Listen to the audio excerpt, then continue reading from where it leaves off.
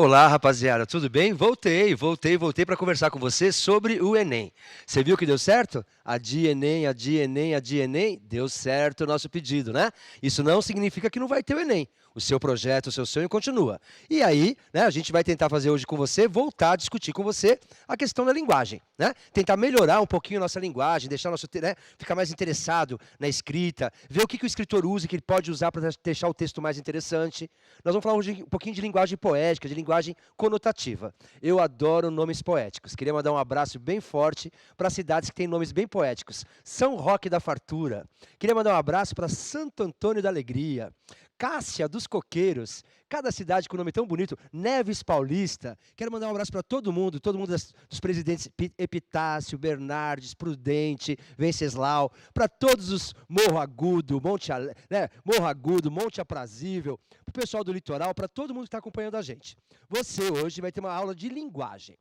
Quem assistiu o nosso último encontro, nós conversamos sobre vários instrumentos, né, que o escritor pode usar para chamar a sua atenção. Hoje nós vamos falar especificamente de um instrumento chamado figuras de linguagem, que cai muito no Enem. Tudo bem? Só que antes, vamos conversar um pouquinho? Meninos, tem que tomar cuidado. Eu já pedi para você isso. Você tem que ter um pouquinho mais de carinho pela língua portuguesa, né? Tem que ter um trato melhor com a linguagem, se aproximar com outro olhar. E aí você tem que entender o seguinte: não existe sinônimo perfeito. O jovem, é normal, você é jovem, tudo igual, tudo igual. Se fosse tudo igual, que língua doida seria? Já imaginou? Isso aqui chama lousa, Qual que é a função de três nomes para uma coisa só? Não existe, se tem duas palavras, alguma diferenciazinha sutil existe. Então, vamos dar um exemplo. Ver, olhar e enxergar. Certo, tudo a mesma coisa, mesma coisa, mesma coisa. Se fosse a mesma coisa, tá certo? Três verbos para a mesma coisa? Que língua doida que é essa? Então, olha aqui para mim, olha para mim. Ver, olhar e enxergar. Qual que tem uma intencionalidade? Qual que é intencional? Tudo bem? Pensa um pouquinho. Ver, olhar e enxergar. Vamos lá? Senão você não vai ter três verbos para essa coisa. Pensou um pouquinho? Qualquer coisa, manda aí no chat, tá bom? Tem o pessoal aí acompanhando, vamos mudar para minhas perguntas aqui. Ver, olhar e enxergar. Você não fala para a pessoa assim, me vê. Você fala assim, olha para mim, olha para mim. Então, olhar tem uma intencionalidade. Então, veja só, eu estou olhando aqui na câmera, mas eu estou vendo que lá no fundo tem 4 funcionários trabalhando na parte técnica. Eu estou olhando aqui para a câmera, mas estou vendo que tem uma pessoa aqui, na porta. Bem, eu estou olhando aqui, então, olhar é uma coisa, ver é outra coisa, e enxergar tem a ver com luminosidade. Não estou enxergando. Então, você precisa começar a tomar cuidado, porque as palavras elas têm significados importantes, né, e diferentes para cada contexto. Casa, moradia, morada, residência. Você não fala o seguinte, né? Você não fala assim, estou indo comprar material de construção para fazer a minha morada. Morada tem um contexto mais poético, concorda comigo não? E aí goma, né? Vou comprar o material para fazer minha goma. Tá certo? Menos, né? Menos. É vestibular, vamos fazer uma linguagem um pouquinho mais rebuscada, tá certo? No dia a dia com o colega você pode usar esse tipo de termo. Mas casa, moradia, residência, goma, tá certo? Morada são contextos completamente diferentes de uso. Tudo bem? Então, cada palavra tem um sentido, cada palavra tem um significado particular.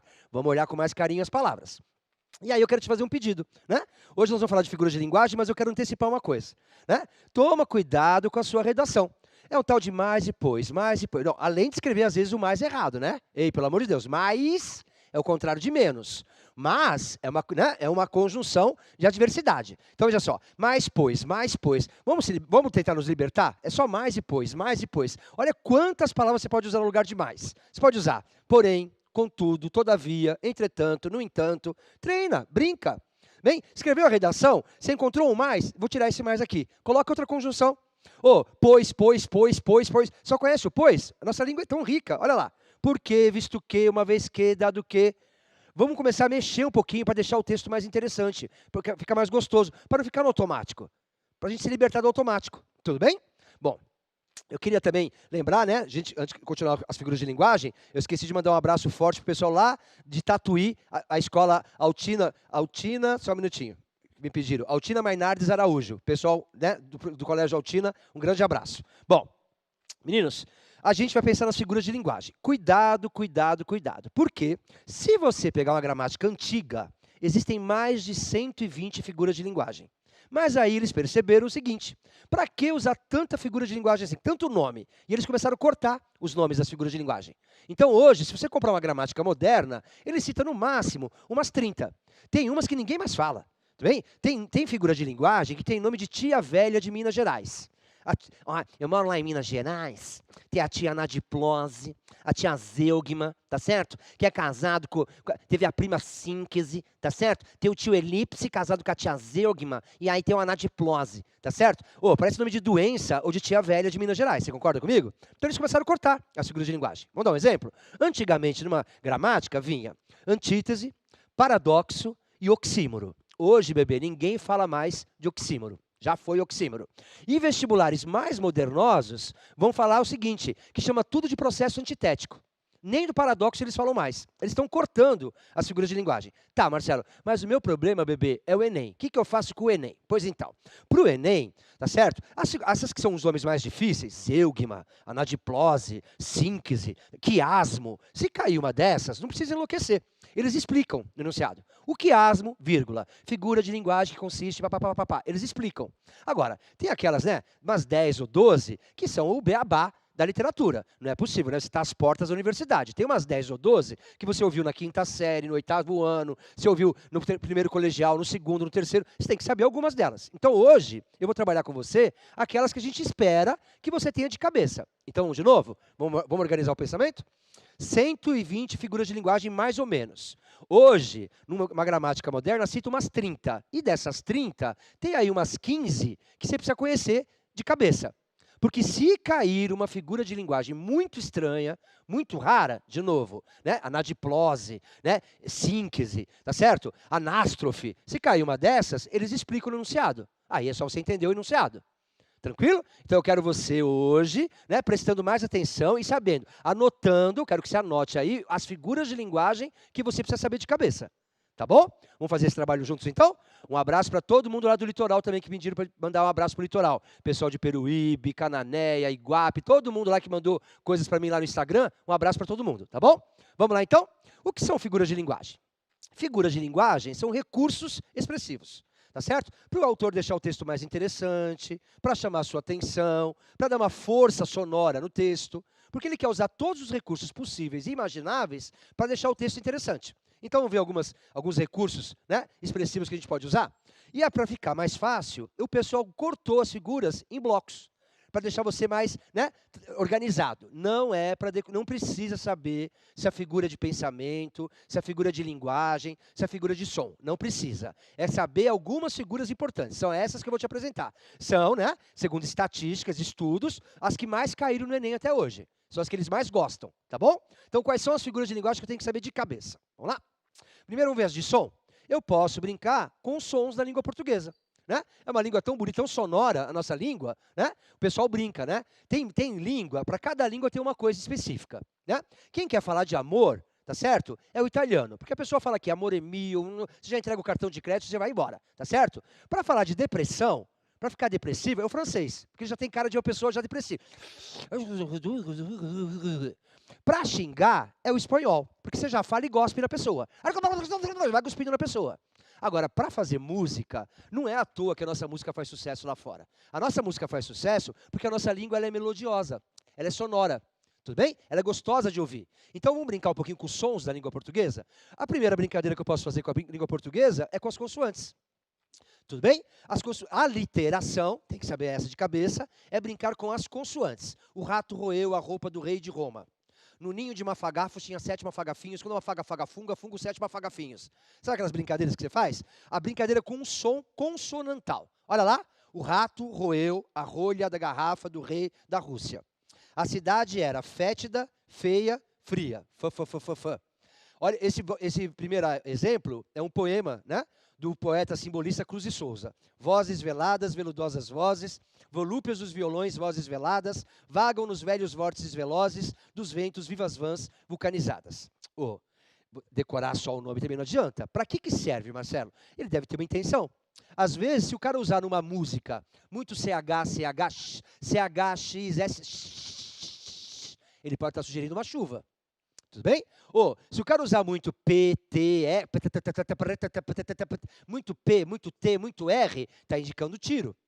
Tudo bem? Ah, Marcelo, mas o cara pensa nisso? Isso, bem-vindo ao mundo maravilhoso das letras. Tudo bem? Então não é só decorar o nome, é entender por que ele está usando isso nesse trechinho específico. Por que ele usou muito V? Por que ele usou muito M? Tudo bem? Essa é a aliteração.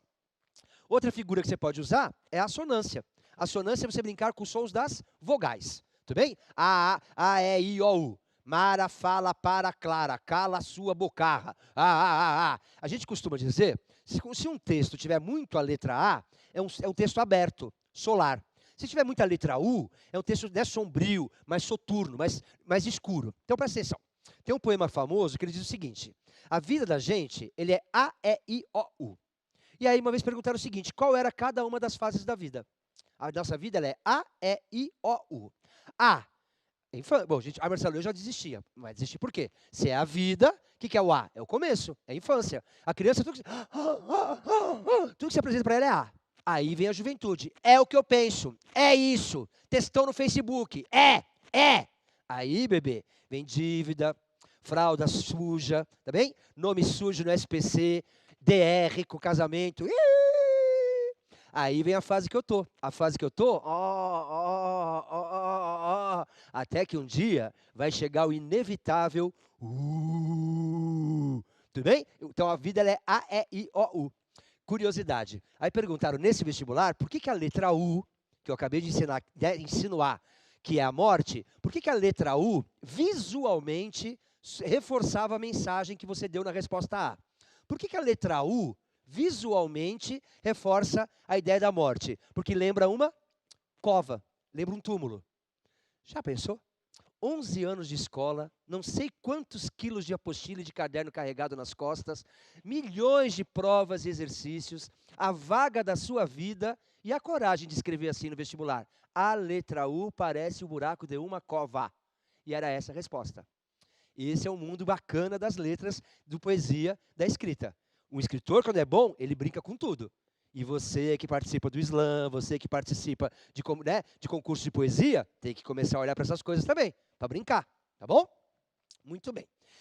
Tem outras figuras de som, tá bom? Tem a cacofonia, tem a paranomásia, existem outras, mas, em geral, no Enem, é mais a literação e a assonância.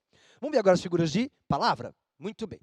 Para agora, eu preciso fazer uma discussão com você inicial. Eu não sei se vocês sabem, uma das empresas que mais investem no mundo em pesquisas de neurociência é o pessoal da área de computação. Aquelas duas marcas famosas que você conhece de computador.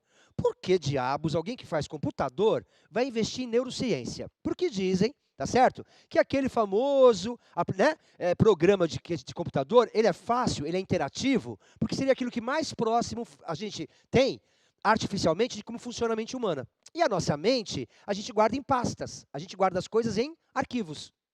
Então eu vou precisar dessa ideia. As ideias, as palavras da minha cabeça estão guardadas em arquivos, em pastas. Se eu brincar com duas pastas, vai ser um processo metafórico. Se eu brincar com uma pasta só, vai ser um processo metonímico.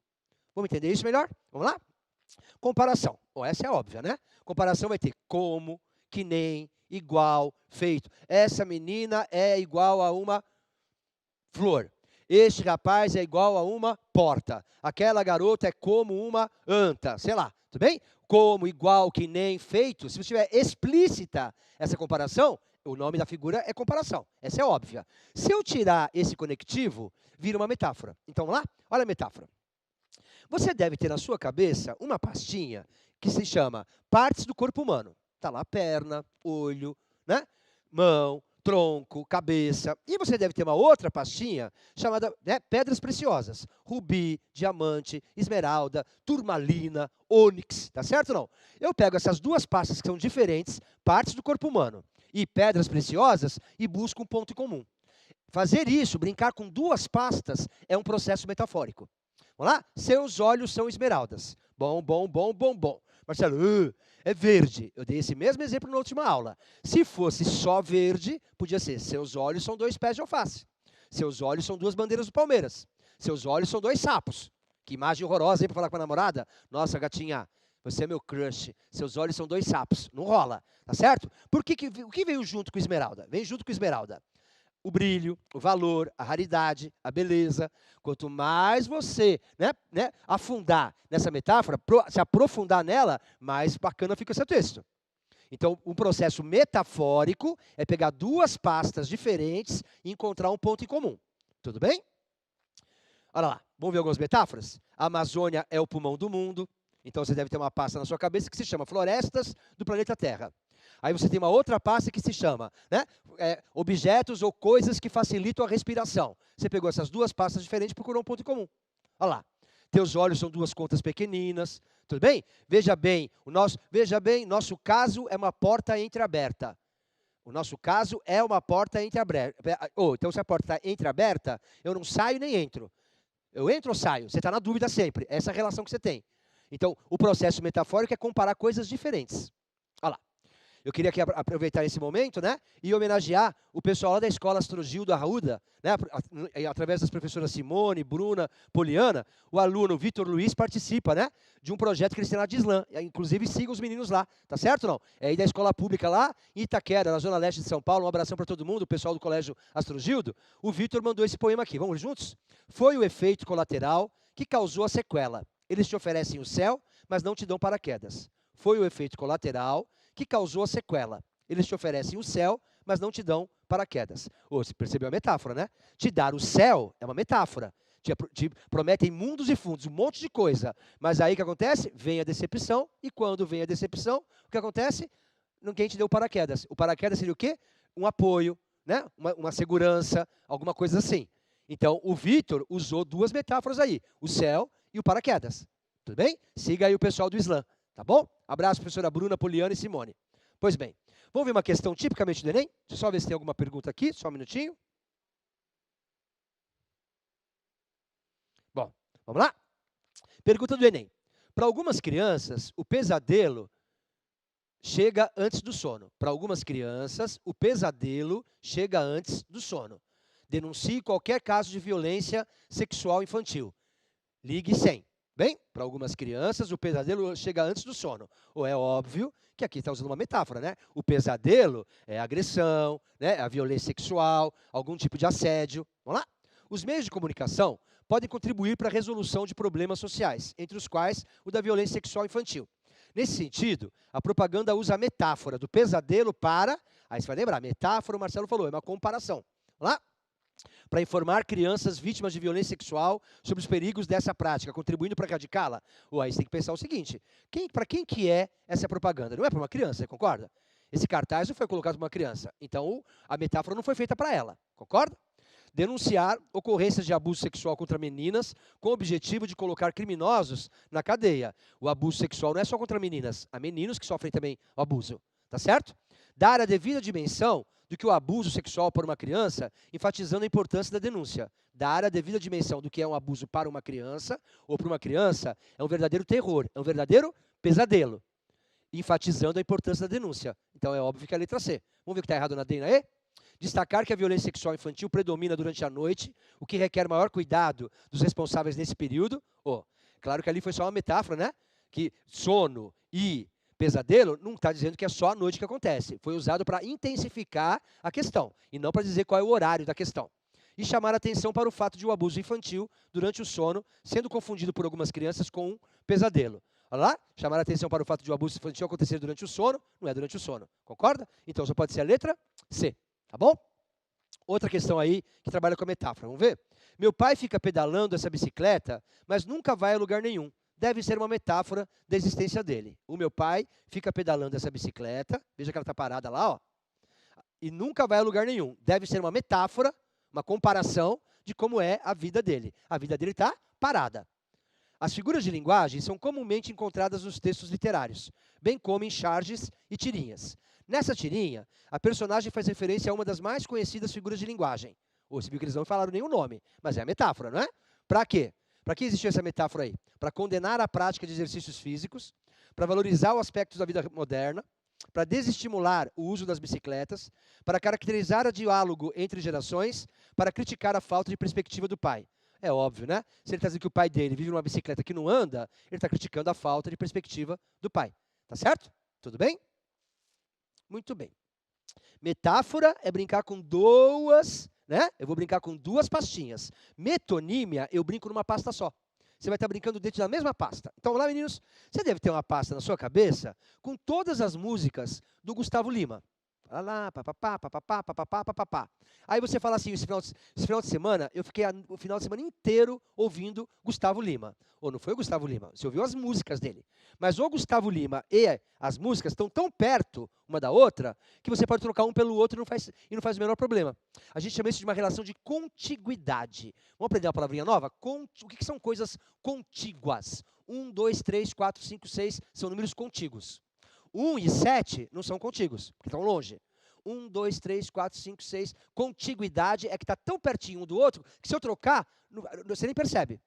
Tudo bem, não? Então, lá, você deve ter na sua cabeça uma pasta que se chama aparelho de barbear masculino descartável. Aparelho, barbear, descartável, masculino. Bem? E aí você tem as marcas. 1, 2, 3, 4, 5. Aí você vai no mercado comprar, você fala assim, eu trouxe tal. Você não trouxe aquilo, você trouxe o aparelho de barbear. Mas o nome e o objeto estão tão perto, estão tão contíguos, que se eu trocar um pelo outro não faz nenhum problema. Então, quando eu brinco em duas pastas, é um processo metafórico. Se eu brinco numa pasta só, é um processo metonímico. Vamos conhecer algumas metonímias? Ninguém vai te perguntar qual é a metonímia. É só você entender o que é uma metonímia, tá bom? Existem várias. O autor pela obra. Vamos lá? Passei o final de semana inteiro lendo Paulo Coelho. Tudo bem? Você não leu o Paulo Coelho, você leu os livros dele. Mas o Paulo Coelho e os livros estão tão próximos que eu posso trocar um pelo outro. Vamos lá? Bebi apenas 2 copos de cerveja. Você não bebeu 2 copos, você bebeu a cerveja. Mas a cerveja e o copo estão tão perto um do outro que eu faço a troca e está tudo bem.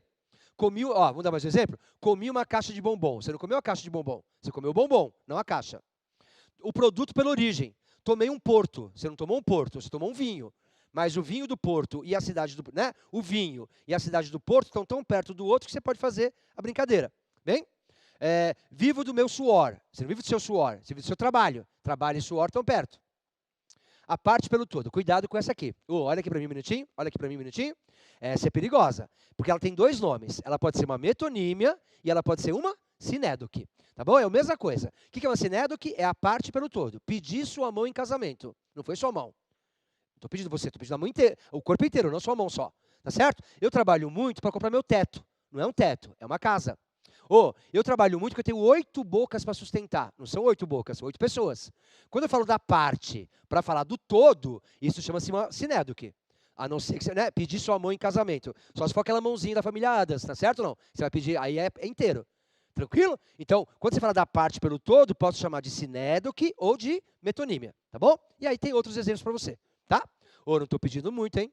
Por enquanto, pedi quantas figuras? 4 figurinhas. Aliteração, consoantes, assonância, vogal, tá certo? A metáfora, que é uma brincadeira com 2 pastas mentais, e a metonímia, que é uma brincadeira numa pasta só. Tá difícil, hein? 4 figuras de linguagem. Se manca, vai estudar. Bora?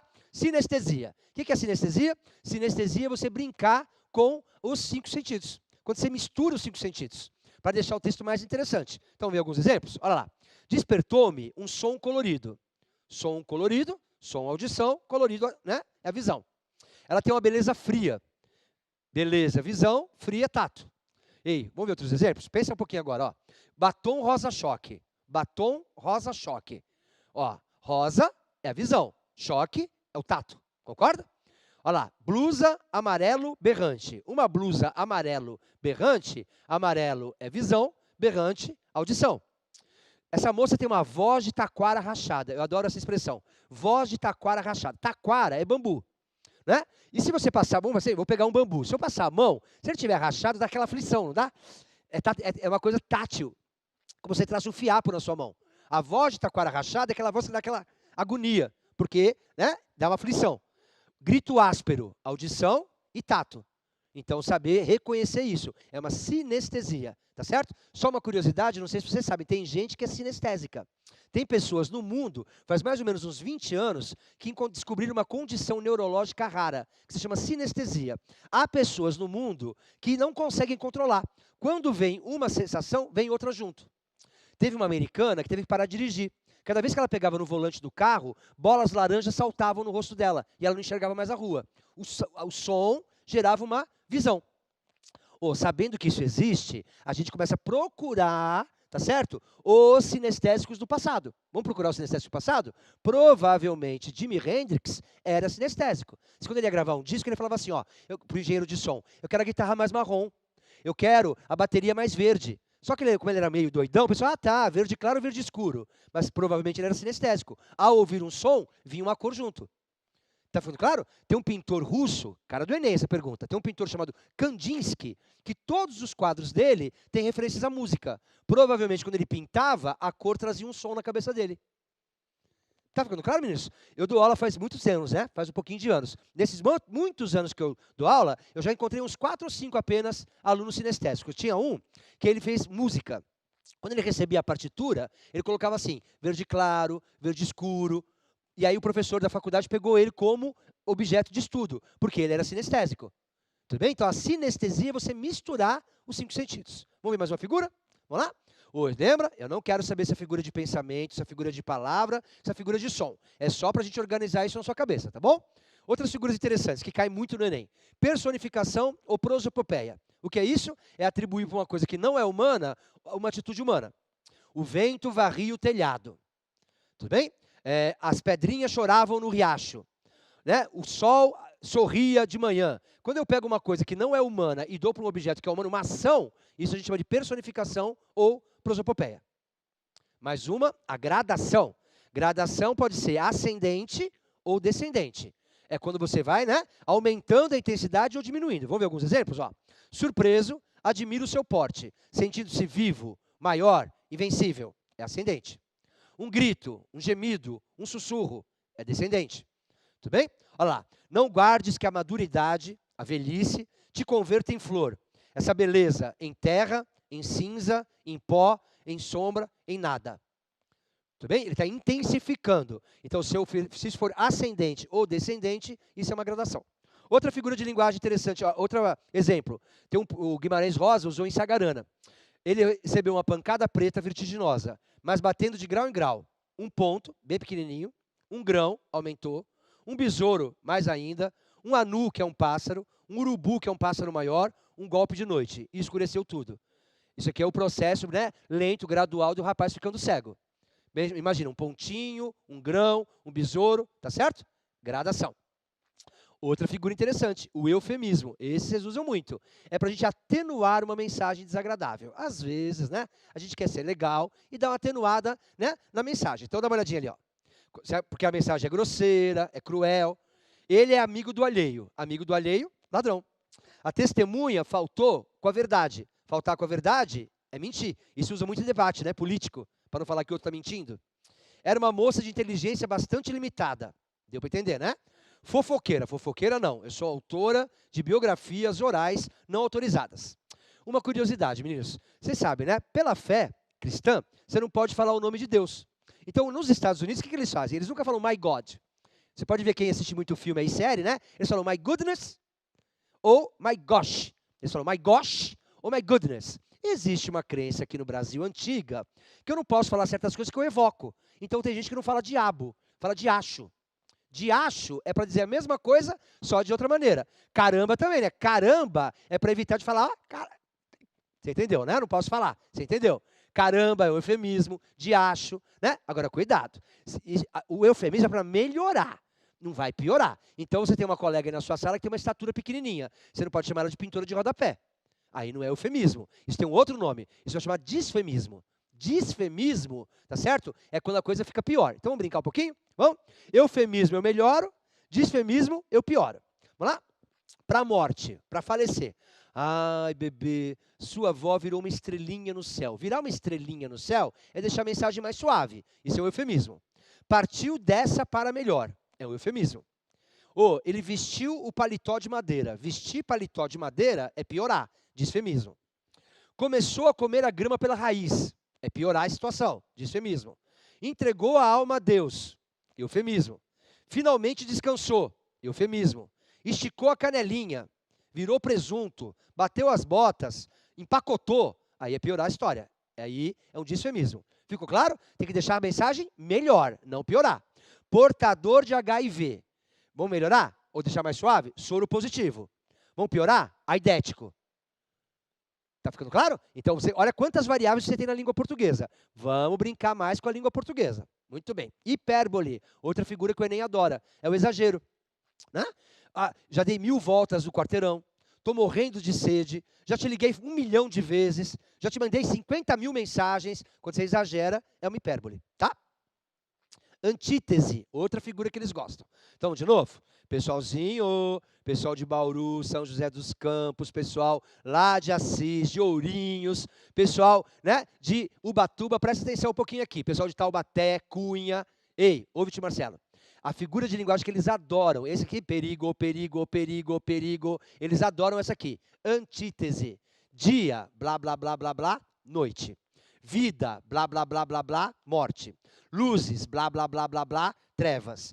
Alegria, blá, blá, blá, blá, blá, tristeza. Arrogância, blá, blá, blá, blá, blá, humildade. Marcelo, por que que você está fazendo blá, blá, blá, blá, blá, blá, blá? Para diferenciar a antítese do paradoxo. O pessoal fica inventando história. É o seguinte, antítese é separado, paradoxo é junto. Tudo bem? Se eu fizer, eu falei dia, depois eu falei noite. Isso é uma antítese. Tudo bem? Se eu fizer as coisas juntas, aí vira um paradoxo. Então, vou dar um exemplo de paradoxo? Desculpa, esqueci que tinha colocado esse exemplo aqui. Ó. Eu amo essa frase, Guimarães Rosa. O correr da vida é assim, embrulha tudo. A vida é assim, esquenta e esfria. Aperta, daí afrouxa. Sossega, depois desinquieta. O que ela quer da gente é coragem. É exatamente isso, bebê. É exatamente isso. Não faz o doido. A vida quer da gente coragem. Coragem. Ai, professor.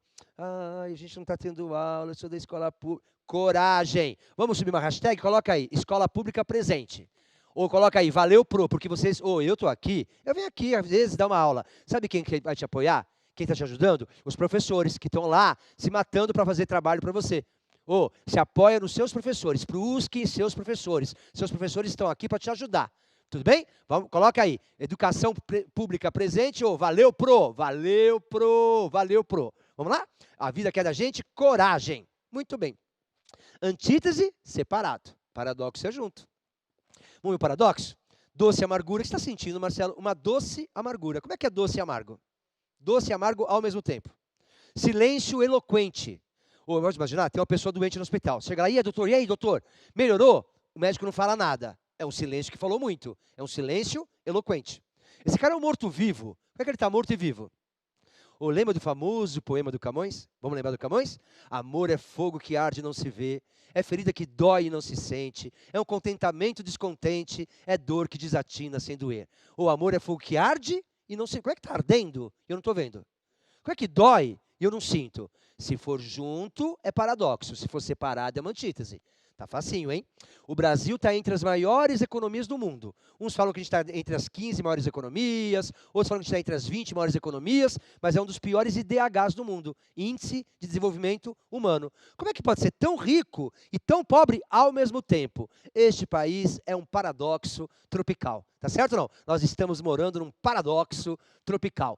Muito rico e ao mesmo tempo mesmo muito pobre.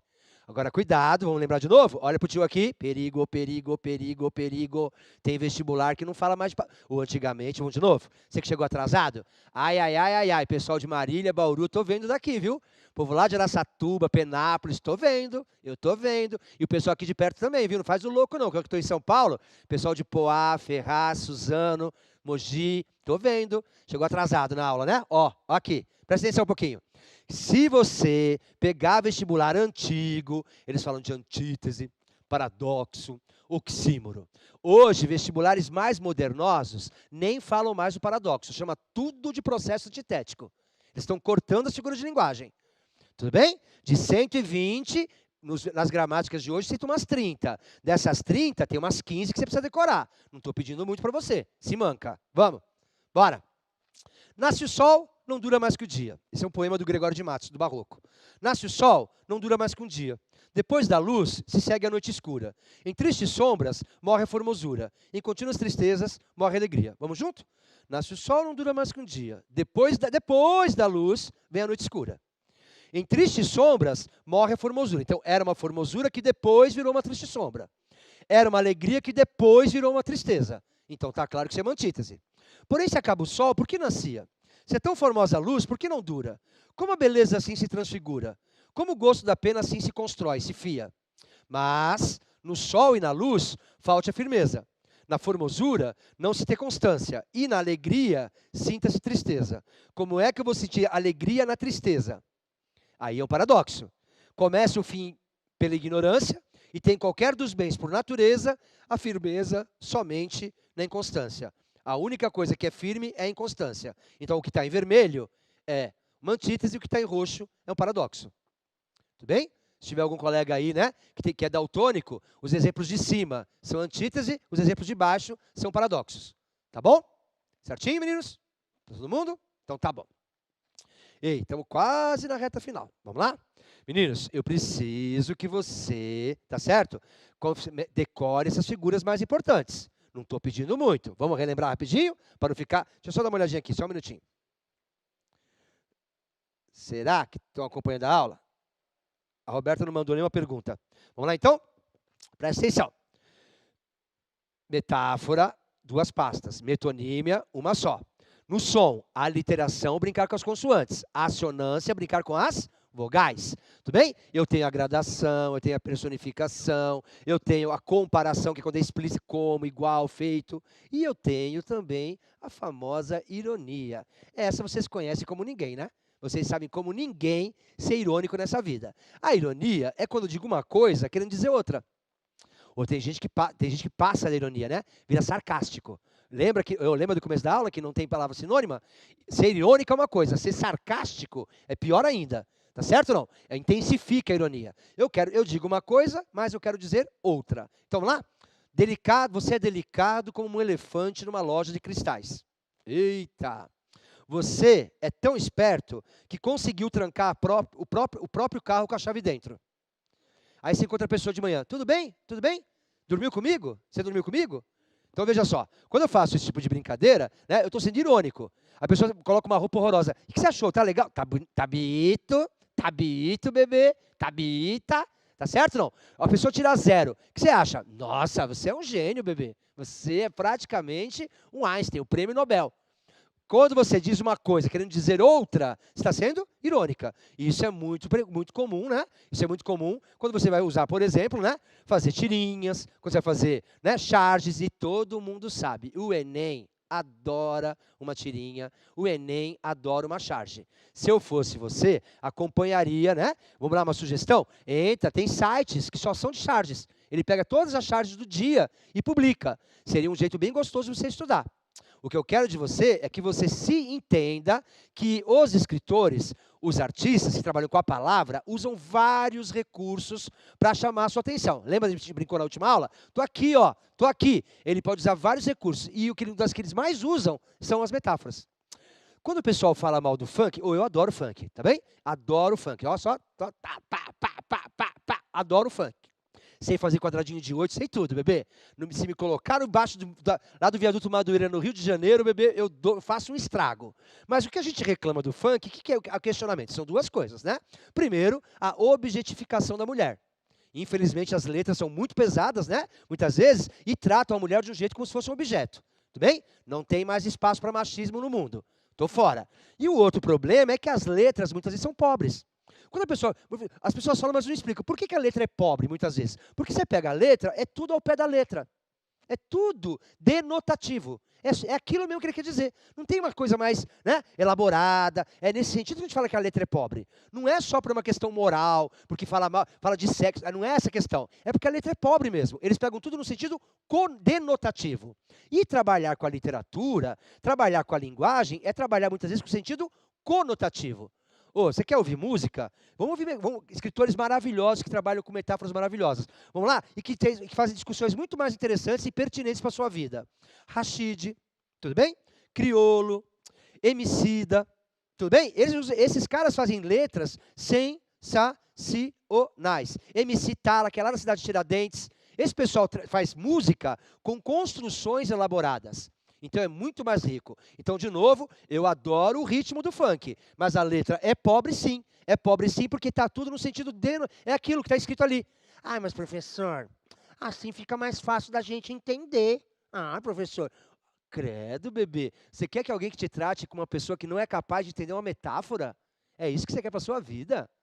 E você curte essa pessoa e segue essa pessoa? Alguém que diz que acha que você é burro, que não é capaz de entender uma metáfora? Ai, bebê, acorda para Jesus, bebê. Acorda para a vida. Tudo bem?